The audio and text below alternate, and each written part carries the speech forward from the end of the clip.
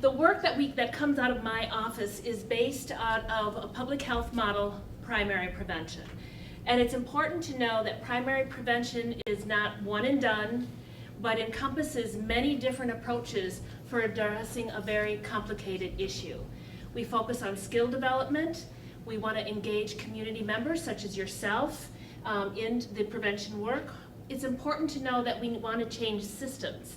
It's not just about changing the behavior of the individual, it is about changing the bigger picture, and culture is part of that system.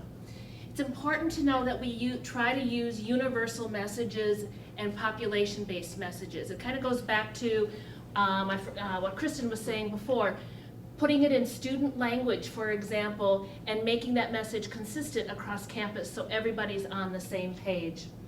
We want to saturate the community with prevention messages. That's that dosing piece.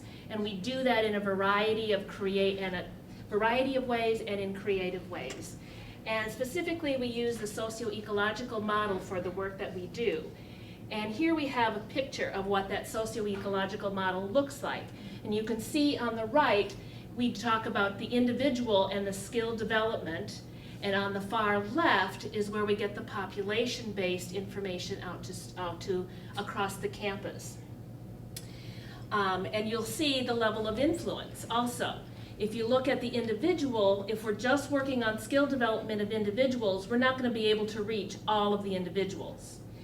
If, however, we take a more population-based community and societal level approach through social norming, policy, conduct, law enforcement, you'll see that it impacts the entire campus community. So if we're not doing the personal work of individual skill development and the interpersonal relationships, we are advocating as best we can to work with the departments that have influence over policy change, working with our law enforcement staff in terms of what we're seeing from a prevention education approach. So let me go through some examples.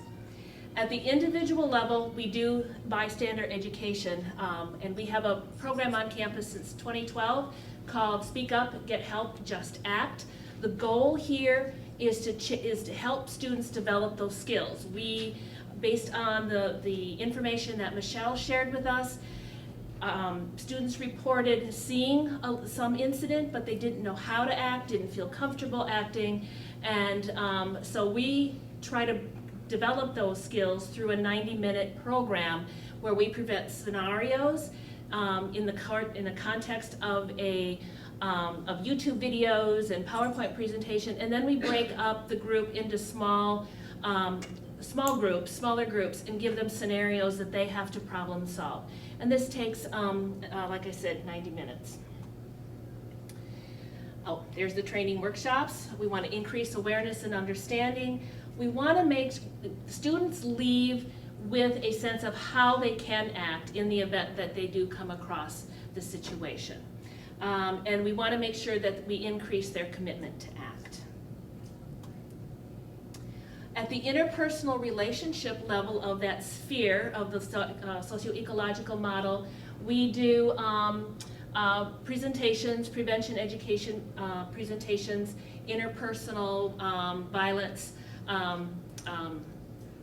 trainings. That consists of our peer health educators, our Paws Off students. Some of you who teach class may have invited the Paws Off students to come and do an interactive thing with your class. We find that in many instances, fellow students are in the first line of report should a student experience sexual misconduct, and so on a relational level, student-to-student information sometimes is the best way to get some prevention messages out there. We also I have a staff of 4 professional health educators who can also come in and conduct those workshops. We also participate in awareness events, programming, and outreach, and that is the list of topics that we address.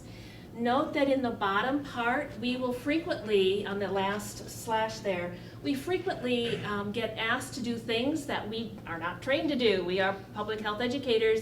We are not self-defense coaches, or we're not the experts in Title IX. Whenever that happens, we work with whomever requests that program to see if we can partner, or maybe if it's just a direct referral. Like if somebody wants a self-defense person, then we are naturally going to refer them to NIU Police Department and their the RAD people. Or maybe it is the Title IX piece, or maybe it's the advocacy piece. You know, we've got speed dial on our phones. We would call Karen's office or Shayna's office where that is concerned. We also frequently get requests for safe passage. So again, we bring in our community partners to help us do the prevention education. At the community model, this is the next level of that sphere of the socio-ecological model, is the online education, Alcohol EDU and Haven. I have here 4 acts, laws, public acts that require us to provide annual education for all students, faculty, and staff starting next year. We're ahead of the curve, and we are, thanks to President Baker, Provost Freeman, Vice President Weldy, we're able to mandate Alcohol EDU and Haven this year. We need to get in front of the students with the messages before they get here.